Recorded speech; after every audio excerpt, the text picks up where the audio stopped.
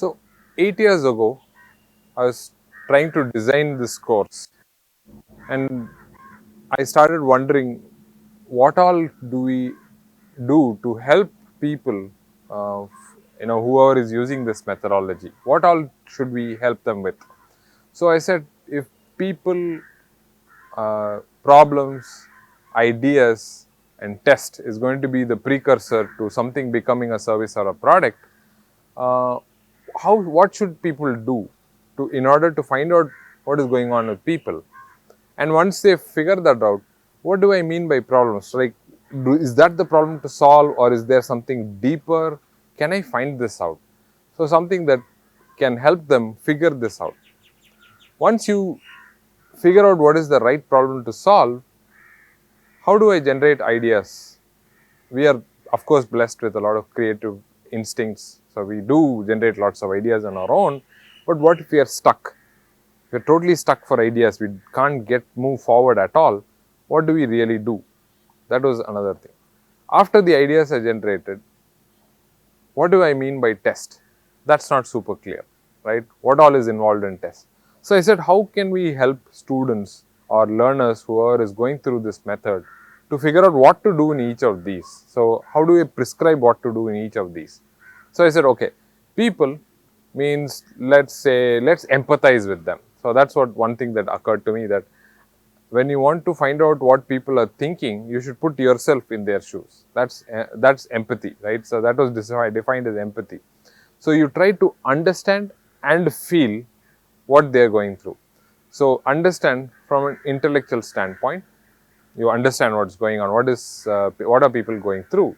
Okay, what are some things that they do or not do, and what is the exact status they are in? The next part is the feeling part of it. Feeling is emotional. Are you able to figure out what is the emotional component in all this? Together is the empathize. So that's what I said. Okay, if you want to find out what people are going through, empathize with them. So that one verb actually summed up the whole thing. Next is problems. How do I figure out problems? We usually analyze any situation to figure out what is going on here. What is the exact problem to solve? So unsaid or latent needs is what our main focus is, to unearth that and work with that. So we can use a certain number of tools, thinking tools, for the analysis. Many of us are very good at analysis. We'll try to help you hone these skills using certain thinking tools. That's what I thought with analysis. Next is solve. You can use your own creativity, our own ideation skills that we already have. If you are stuck, there are a few hacks that I can help you with that will open up your idea fountain, and we can have as many ideas as you want. Okay, so that's the ideas part of it. So we solve. Okay, next part in test, there are a couple of things that we do in test, which is, first of all, whatever ideas or things that you've thought of, the thoughts that have come to you, how do you put it into reality? What does it really mean in a package like that? How will it manifest itself? So that's the first part of test. Prototyping. Okay, make something a real idea rather than just a thought in my head. It actually becomes something that I can see, touch, and feel.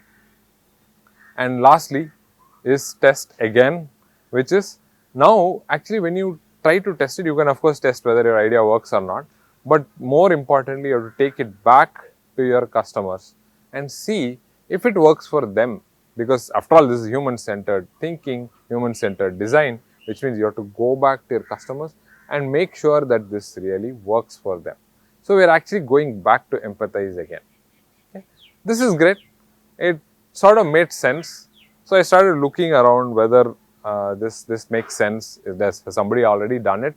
And I saw design thinking was the closest that came to sort of reflect these 4 steps.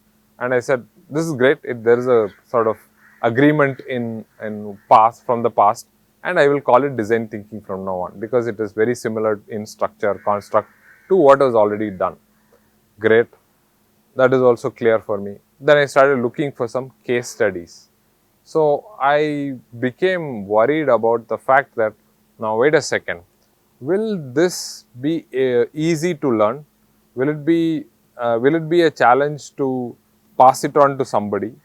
will you be able to pick it up very easily? So these are some of the challenges that are running in my head. I said, can this methodology really stand the test of time? Is it close to human thinking itself?